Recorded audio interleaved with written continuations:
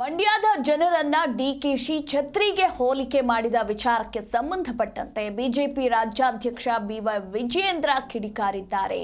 ಡಿಕೆಶಿ ವಿರುದ್ಧ ಆಕ್ರೋಶವನ್ನ ಹೊರಹಾಕಿರುವ ಬಿವೈ ವಿಜಯೇಂದ್ರ ಅಧಿಕಾರದ ಮದವೇರಿ ಹೀಗೆ ಮಾತನಾಡ್ತಾ ಇದ್ದಾರೆ ಅಂತ ಡಿಸಿಎಂ ವಿರುದ್ಧ ಬಿವೈ ವಿಜಯೇಂದ್ರ ಆಕ್ರೋಶವನ್ನ ಹೊರಹಾಕಿದ್ದಾರೆ.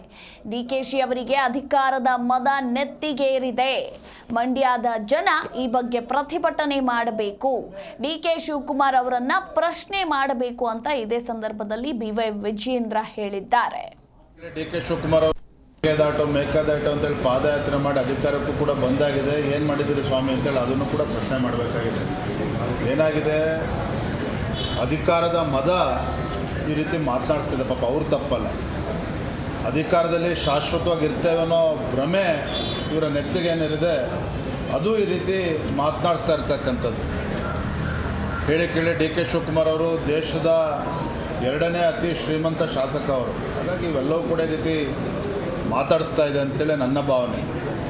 ಇದ್ರ ಜೊತೆಗೆ ಭಾಳ ಪ್ರಮುಖವಾಗಿರ್ತಕ್ಕಂಥ ವಿಚಾರ ಅಂತ ಹೇಳಿದ್ರೆ, ಜಿ ಕನ್ನಡ ನ್ಯೂಸ್ ಈಗ ನಿಮ್ಮ ಮನೆಯಲ್ಲೇ ನೋಡಿ. ಎಲ್ಲ ಕೇಬಲ್ಗಳಲ್ಲಿ ಈಗ ಲಭ್ಯ.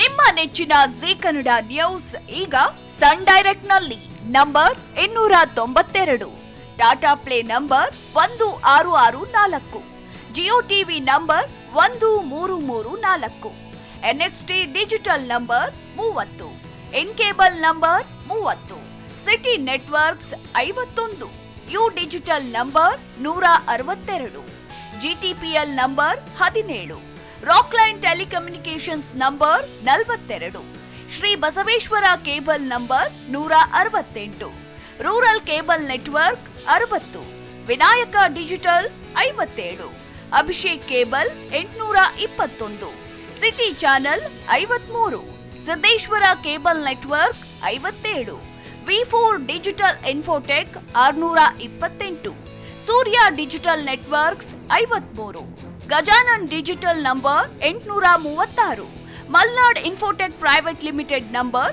56, Metrocast number 830, victory digital number 167ರಲ್ಲಿ ನೋಡಿ ಆನಂದಿಸಿ.